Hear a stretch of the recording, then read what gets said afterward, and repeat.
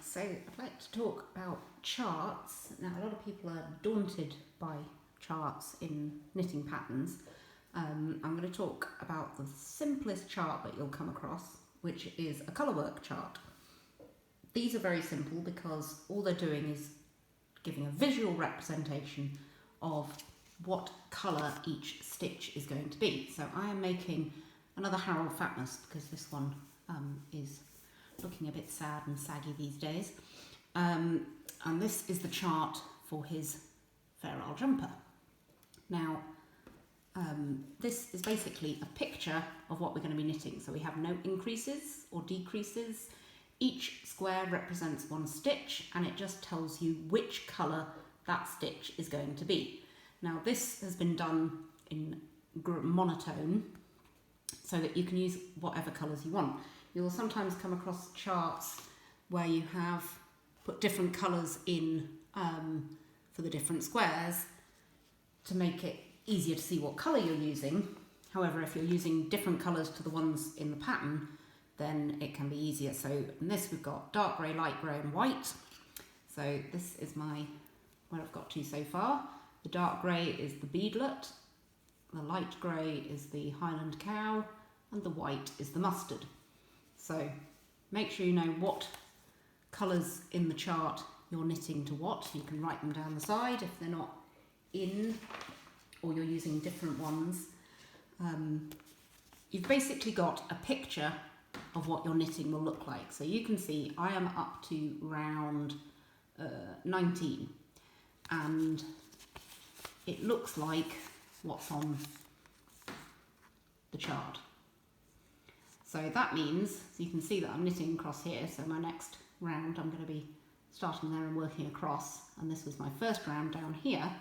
So we can see that when we're looking at a chart, and this is any chart, not just colourwork ones, we work from bottom to top, and we work from right to left.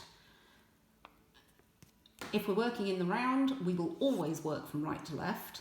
I'm doing this in the round, so every round will be worked from right to left. If we're working flat and going backwards and forwards, then our right side rounds will be right to left, and our wrong side rounds will be left to right, because we have turned the work, we're now looking at the back of it. Yeah? So this is in the round. I have 96 stitches, and this is a 12 stitch repeat.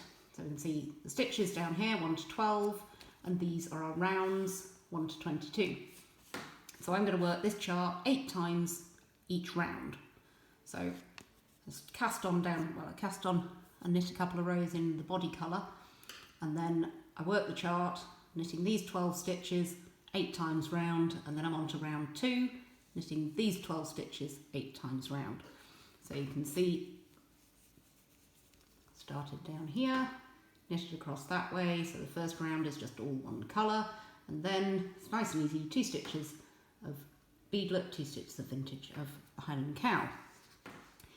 What's nice about this, if you'd tried to write it out, then it would be a surprise what it would look like, but also you can see from this that the next 2 is exactly the same as the previous round, and therefore they're going to stack up.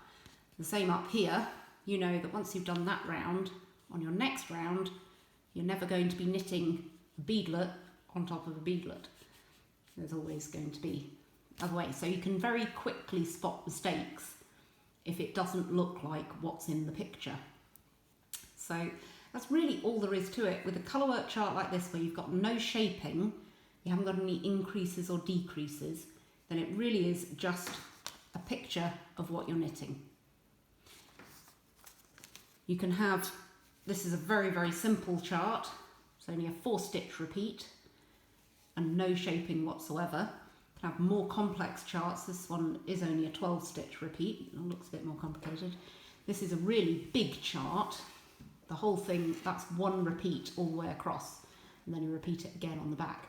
So you start at stitch 1 down here and you work to stitch 140 over here, and then you're back to round 2 working like that. And you can see here, if this were written down and it said work knit 10 white, knit 2 red, knit 2 white, knit 1 red. On your next round, you know when you've gone wrong because your windows are crooked.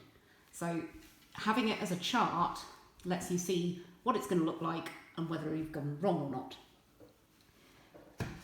The next stage would be shaping. So this is our fingerless mittens, and they've got a thumb gusset, which means that you have a different number of stitches on each round and your chart is no longer a rectangle. So this is the thumb gusset stage. These are not stitches. So this is where it gets slightly more complicated. The same basic principles still apply, but we will do another video about that. So that's all there is to it, really. Just remember bottom to top and from right to left if you're in the round, or from right to left and then left to right if you're working backwards and forwards. Your chart will always do that. If you're working socks, you imagine this is our sock we've cast on at the cuff, then when you wear the sock, it's that way up. So if you've got a picture of some Christmas trees on the top of your sock, your chart will look like upside down Christmas trees. But we are still working from bottom to top and from right to left. There we go. Colourwork charts.